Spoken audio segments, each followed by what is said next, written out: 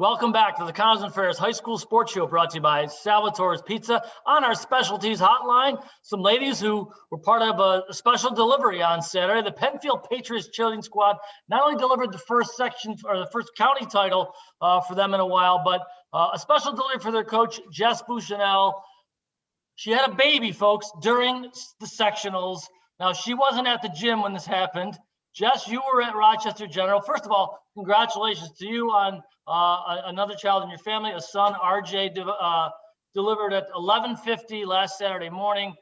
Now, tell us where your squad was at that point, how this all played out. Also on the line, Jaiden, Jurgensen, and Melanie Heidman.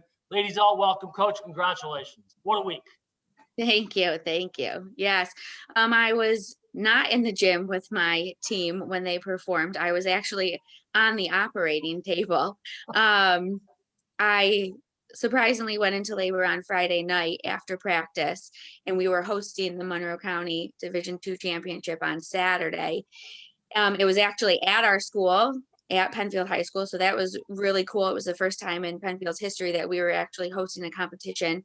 I was supposed to be running the entire thing with my staff, and unfortunately my son had a mind of his own and decided to come about 2 weeks before his scheduled C-section date. So about 10 o'clock that morning, I ended up FaceTiming the team to let them know that I wasn't going to be there because I was, getting wheeled into the OR to have my son. He was born at 11:09 in the morning, and by their performance was at 11:50. So I was still on the operating table getting stitched up. So my husband handed me my phone, and myself and the anesthesiologist and my husband streamed the entire thing live in the OR. Wow, talk about nailing the routine.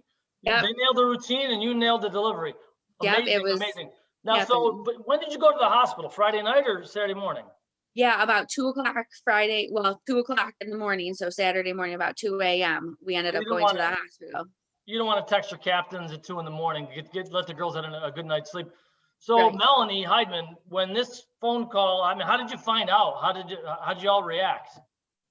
Well, she FaceTimed us right before we went into warm-ups, before we started stretching. We kind of knew something was up because we didn't see her all morning, but I don't think any of us expected that we were going to FaceTime her from the operating table.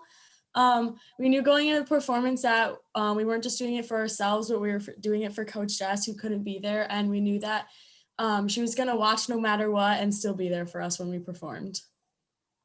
Jurgensen, was there extra pressure and did you guys nail the routine, or do you put the pressure on yourself? Because cheerleading is so subjective that one little nuance and you're not champs. I think we all put the pressure on ourselves. We didn't need coach there to do that. I think we all really were there for each other. So even though coach wasn't there in person, we kind of knew she would be with us, even if she was at the hospital. But I think we were all there for each other. We were all counting on each other for that. It's a pressure-packed moment, 2.5 minutes, right, to do your routine, something like that. And now you get a chance today, later on Saturday, we're recording this in the middle of the week, but to go for a Section 5 title, the first since, 2016 for the Patriots. Coach, you said you've been home since Monday. Everything's great with RJ, and you have 2 twins. Your twins are 16 months, and now you have a newborn. Who's helping you at home?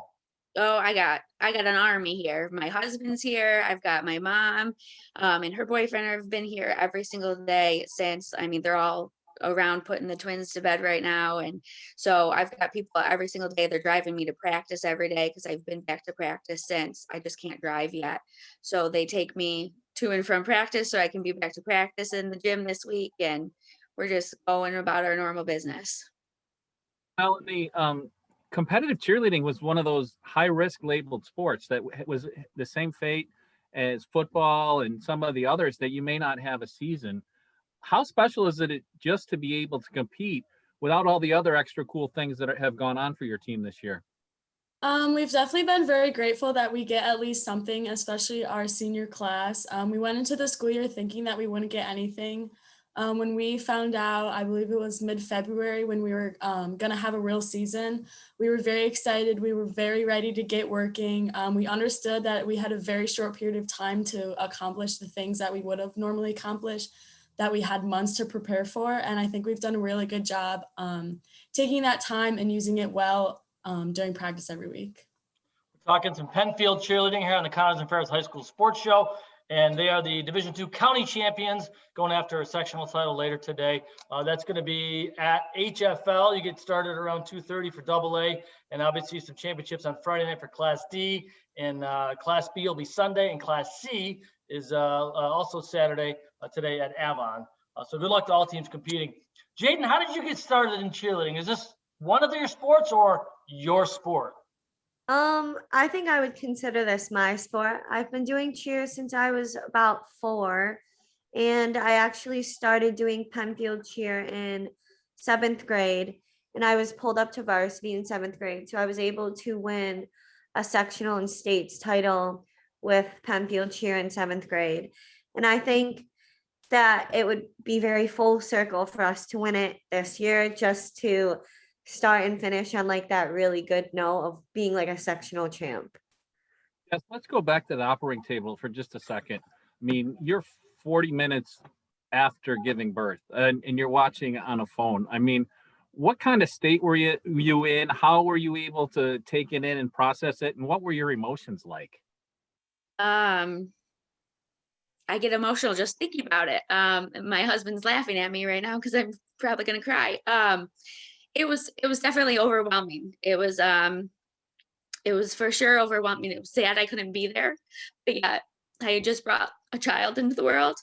But I was telling the kids at practice tonight, like I was yelling for them, like, Kayla, you better stick that stunt, or you stick your tuck, or like I'm still screaming in the operating room like I was there at the gym with them. And so I was yelling things to them, and I was like locked out and just doing the things that I would normally do if I was there. But it was definitely bittersweet. I mean, it was a happy moment all in all, because I was able to bring a newborn into this world, but also I was really sad missing my kids at competition too. Your 5th year as the head coach, 12th year in the program. So almost literally you've watched these girls grow up. Melanie, when you see a coach that cares this much, and I've heard about her passion, how does it rub off on the team, on the commitment you have to this squad?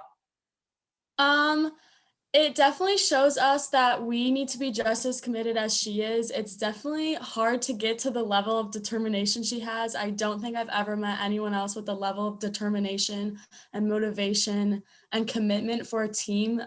I don't think I can say that I've met another coach that was on the operating table as they watched their team perform.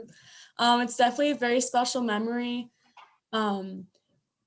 FaceTiming her at awards was something that I'll never forget. I knew in that moment that she was there for us. No matter where she was able to believe in her coaching staff and believe in us so much that when she wasn't even there, it didn't even make a difference. Pretty amazing. You had yourself a memorable moment for everybody on Saturday, no matter what. And this is something you're going to remember for the rest of your lives. Certainly you, Jess, with delivering a child. But boy, we wish you the best of luck. And I want to let you know, this is the first time we've ever done this. You're our G&G Fitness Coach of the Week. And we've never given that award out to anybody that's just delivered a baby within a week. So Wow, thank you. For many, many reasons, you were in that award. Jaiden, best of luck to you and the Patriots today. Congratulations on your success so far. Thanks for being on the show. Thank you. Melanie, good luck to you and the Pats. Thank you. And Coach, no more drama this week, right? No. Let's keep the drama on the gym floor. No more drama and no more babies. We're done. Congratulations. It's a great show. We appreciate you being on our show. Appreciate all of our listeners. Everybody, have a great, safe weekend. Stay safe out there still. And we appreciate you listening to the Connors and Ferris High School Sports Show, brought to you by Salvatore's Pizza. Have a great week, everybody.